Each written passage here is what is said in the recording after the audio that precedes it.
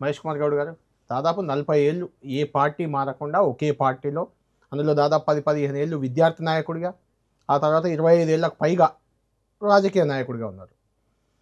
ఇంత కమిట్మెంట్గా కాంగ్రెస్ పార్టీలో మీరు పనిచేస్తూ వచ్చారు రాజకీయాల్లో విద్యార్థి నుంచే.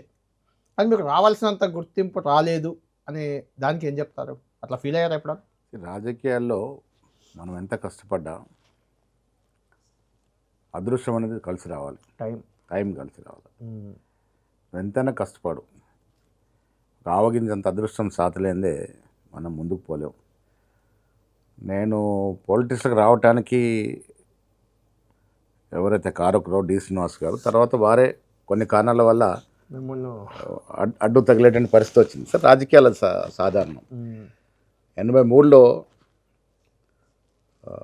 ఎన్ఎస్వై జిల్లా ప్రధాన కార్యదర్శిగా, ఆనాడు గిరిరాజ్ కళాశాల డిగ్రీ కళాశాల నేను వైస్ ప్రెసిడెంట్గా ఎన్నికైన తర్వాత డి శ్రీనివాస్ గారే పిలిచి ప్రోత్సహించి నన్ను జిల్లా ప్రధాన కార్యదర్శి, తర్వాత 86లో జిల్లా ఎన్ఎస్వై అధ్యక్షుడిగా, ఆనాడు పి సుధాకర్ రెడ్డి వాళ్ళ బీజేపీ ఉన్నారు, వారు స్టేట్ ప్రెసిడెంట్గా ఉండే, రమేష్ చెన్నితల గారు ఇప్పుడు కేరళ అపోజిషన్ లీడరు, ఆనాడు ఆల్ ఇండియా ఎన్ఎస్వై అధ్యక్షుడిగా ఉండే.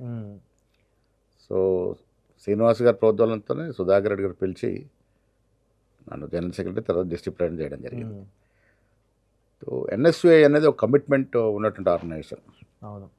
ఇప్పుడు మిగతా పార్టీలో ఎస్ఎఫ్ఐ, ఏఎస్ఎఫ్ఐ, ఏబీపీ, పీడిఎస్యు ఆ రోజుల్లో ఉంటే organisations, even RSU radical students చాలా కమిటెడ్గా ఉండదు. ఎన్ఎస్వై కూడా అప్పుడప్పుడు కొత్తగా వచ్చినా మేము కూడా అదే కమిట్మెంట్, ఆ పాలసీ, కాంగ్రెస్ రాడికల్ బిహేవియర్ తోటి మనమేమో సాఫ్ట్, ప్యూర్ సెక్యులర్ డెమోక్రటిక్ వేలో పోయేటట్టు ఆర్గనైజేషన్.